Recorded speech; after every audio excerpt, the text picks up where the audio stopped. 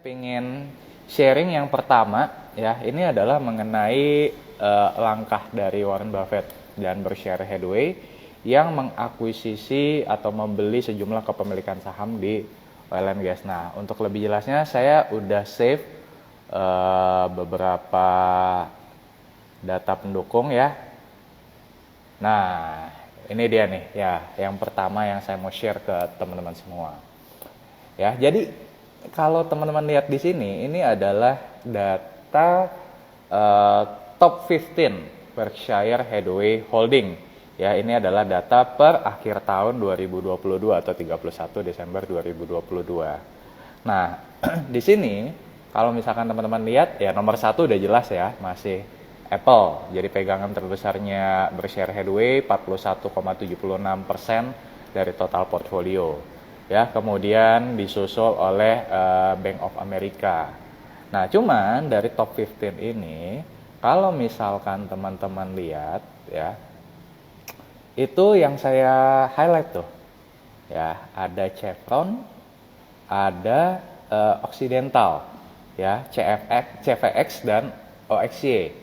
Ya, Chevron dan Occidental, di mana Warren Buffett sendiri sepanjang tahun 2022, terutama di kuartal 3, itu menambah jumlah kepemilikan. Di situ kalau misalkan teman-teman lihat ya, Chevron dia menambah sekitar 2,43% dari total holdingnya, dari total portfolionya. Kemudian Occidental itu 22,58%. Ya. Nah, di sini cukup menyita perhatian saya juga sebenarnya. Ini kok Warren Buffett percaya gitu ya dengan migas. Ya, nah nanti kita bahas ada prospek apa di belakang. Kemudian kalau misalkan teman-teman lihat di sebelah kanannya lagi, itu juga dana kelolaannya enggak, atau dana investasinya enggak main-main di kedua sektor ini. Ya, kalau di total Chevron itu 23,7 billion US dollar, Occidental itu 11,9 billion US dollar. Ya, sehingga kalau keduanya di total itu kurang lebih adalah sekitar 35 billion US dollar. Ya, dan saat ini Warren Buffett dan Berkshire Hathaway juga memiliki kepemilikan saham di Occidental itu kurang lebih udah mencapai 21,3%, dan di Chevron itu sebesar 8,5%. Ya, jadi langkah yang kalau menurut saya pribadi cukup berani ya, mengingat kalau di kuartal 3 2022 lalu, kalau teman-teman ingat ya, US market itu masih dalam kondisi bearish yang cukup kuat ya, sebelum di tahun 2023 ini US market mulai recovery ya. Tapi di tengah market yang lagi bearish gitu ya, Warren Buffett dan Berkshire Hathaway ini berani menggelontorkan dana sedemikian besar ya untuk berinvestasi, diantaranya adalah di saham-saham oil and gas seperti itu ya. Nah, ada prospek apa nih di belakangnya ya di oil and gas. Nah, sebelum kita bahas mengenai prospek, saya pengen ajak teman-teman untuk kita review lagi nih. Sebenarnya kalau kita bicara oil and gas tuh bisnis prosesnya seperti apa sih? Nah, di sini saya coba sharing ya, teman-teman semua. Ini nggak kelihatan ya, bentar. Nah, ini deh. Nah, ini adalah gambaran ya buat teman-teman yang saat ini bukan dari teknik ya, saya pun juga bukan latar belakang teknik, mungkin masih agak awam ya dengan bisnis proses oil and gas ya, tapi sedikit banyak kita bisa tahu lah sebenarnya kalau bisnis oil and gas itu seperti apa sih. Nah, mungkin buat teman-teman yang latar belakang teknik ya udah lebih paham pastinya. Nah, jadi secara sederhana kalau kita bicara soal industri oil and gas itu dibagi menjadi dua, teman-teman. Ya, ada hulu, ada hilir. Ya, hulu itu ya proses upstream, hilir itu proses downstream. Ya, beberapa emiten mungkin kalau yang lebih banyak di emiten di Bursa Efek Indonesia yang mainnya lebih banyak di hulu itu misalkan ada Medco. Ya, kemudian kalau yang hilir misalkan ada Akra. ya. Kemudian Elsa ini Elnusa itu berimbang, ya. Beberapa tahun sebelum ini, ya 2015-2016, Elsa lebih banyak revenue-nya itu di hulu, ya. Tapi per tahun 2022 ini Elsa lebih banyak di hilir mainnya, seperti itu, ya. Oke, nah jadi balik ke sini, ya sebenarnya bisnis proses dari oil and gas ini seperti apa sih? Ya, yang pertama, kalau misalkan teman-teman lihat di kiri atas, itu ada yang namanya eksplorasi. Anyway, teman-teman kalau misalkan ada pertanyaan, ya silahkan tulis di kolom komen atau di Q&A, ya nanti di akhir sesi kita coba ngobrol singkat, ya. Saya coba jawab beberapa pertanyaan teman-teman, ya. Jadi ada hulu, ada hilir, ada juga di midstream, ya. Nah, jadi kalau teman-teman lihat yang di kiri atas itu ada yang namanya eksplorasi, ya. Pada dasarnya eksplorasi itu apa sih? Ya, eksplorasi itu sebenarnya adalah tujuannya untuk mencari lokasi, ya, yang mengandung cadangan migas. Nah, di tahap eksplorasi ini, jadi perusahaan migas itu akan melakukan seperti halnya mapping atau pemetaan, ya, supaya tahu di mana letak atau berapa dalam, seberapa kedalaman cadangan migas. Ya, jadi sesuai dengan namanya explore, ya, jadi masih dieksplor. Ya, setelah itu dilakukan pengeboran, ya, dilakukan pengeboran untuk membuktikan secara pasti ada cadangan migas di lokasi tersebut. Nah, proses pengeboran ini juga nggak main-main, ya, dananya itu atau capex yang digelontorkan itu juga besar nih teman-teman, ya. Nah, habis itu lanjut ke tahapan berikutnya adalah produksi. Nah, jadi setelah cadangan minyak itu ditemukan, ya, kemudian dilanjutkan dengan tahap produksi, ya, dengan apa? Dengan membuat sumur-sumur migas, teman-teman. Ya, nah jadi minyak dan gas ini kemudian diangkat dan kemudian diolah. Nah, hasil pengolahannya ini berupa apa? Berupa minyak mentah, ya, atau biasa disebut dengan crude oil. Nah, jadi kalau misalkan teman-teman sering dengar, ya, harga crude oil meningkat, ya, harga crude oil turun misalkan. Nah, itu adalah hasil dari produksi tadi, teman-teman. Ya, hasil pengolahan, ya, itu adalah crude oil atau minyak mentah. Nah, crude oil ini, ya, kemudian nantinya akan dialirkan ke shipping tank, ya, dan kemudian diangkut ke kilang-kilang minyak.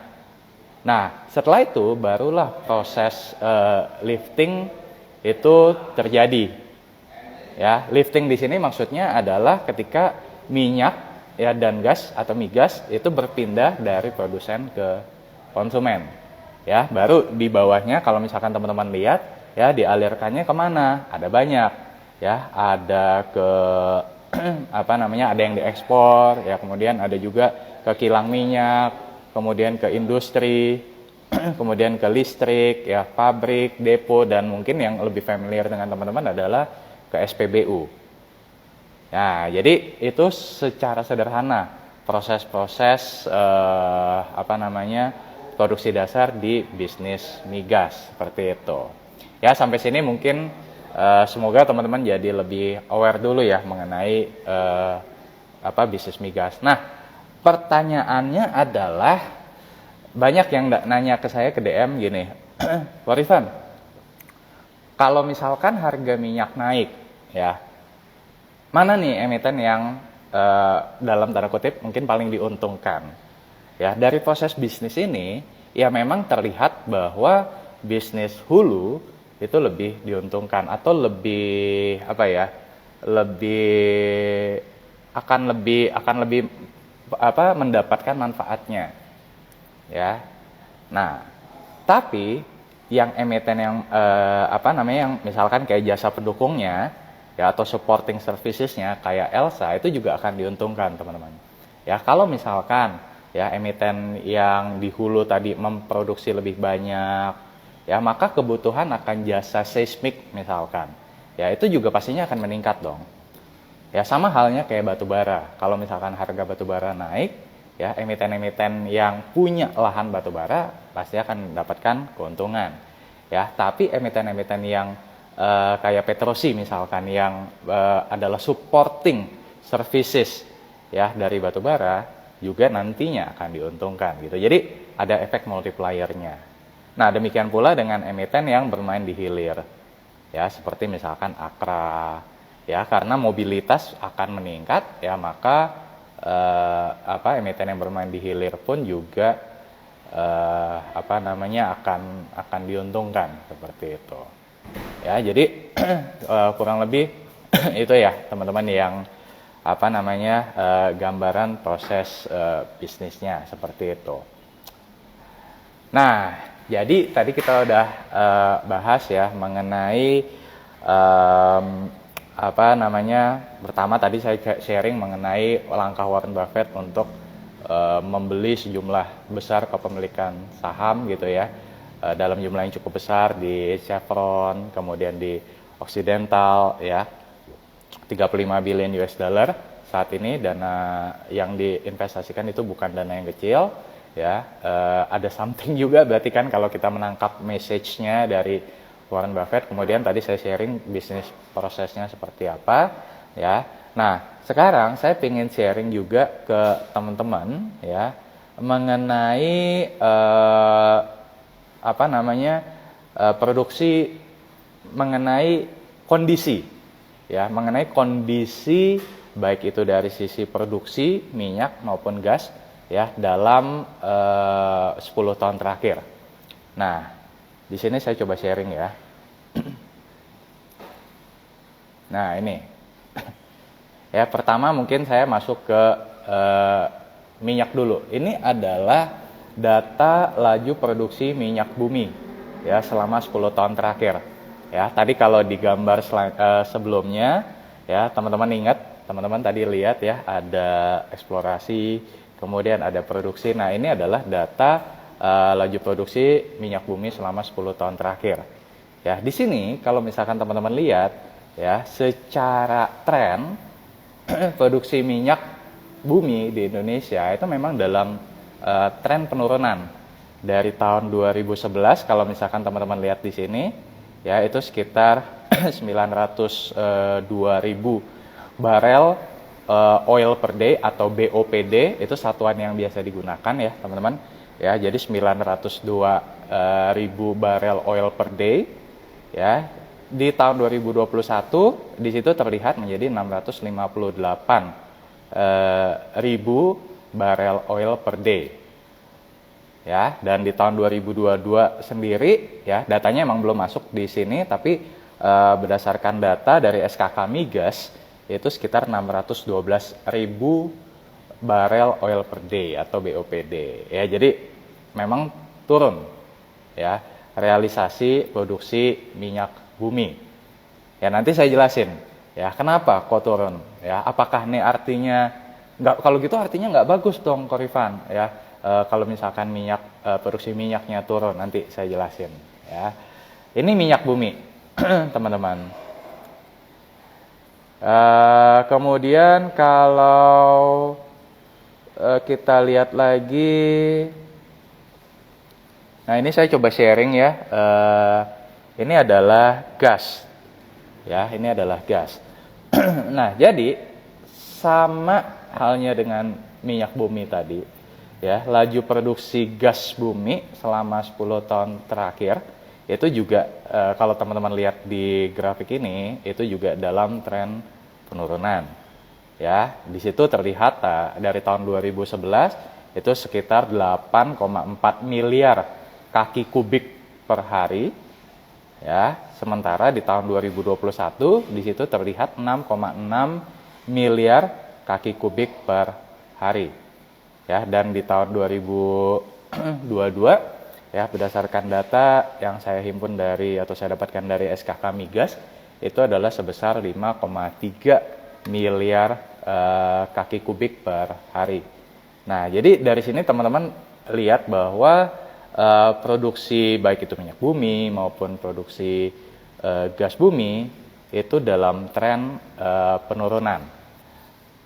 Ya, nah pertanyaannya sekarang ya, pasti teman-teman ya mungkin bingung gitu ya, Korifan, kenapa kok produksi minyak bumi dan gas bumi itu bisa turun ya.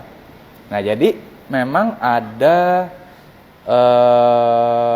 beberapa alasan, teman-teman. Ya, ada beberapa alasan ya.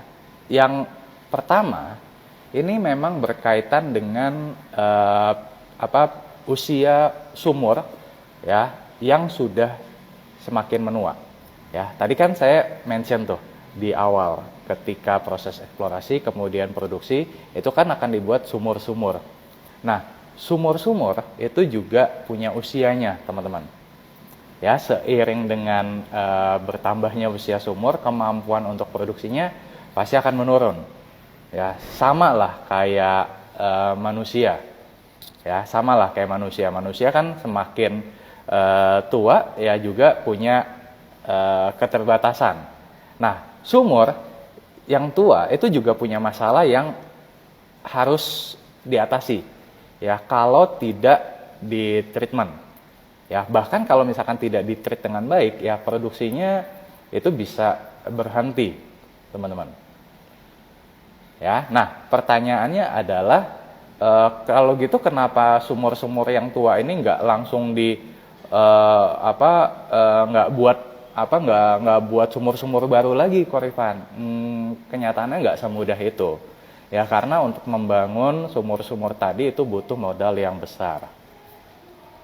Ya, jadi nggak semudah kayak misalkan kita bangun apa gitu ya. Misalkan kalau F&B kan gampang ya, misalkan ya buka cabang gitu. Ya, modalnya lebih kecil. Tapi kalau misalkan sumur itu nggak semudah itu, teman-teman ya, butuh capex yang besar dan waktu yang tidak sebentar juga.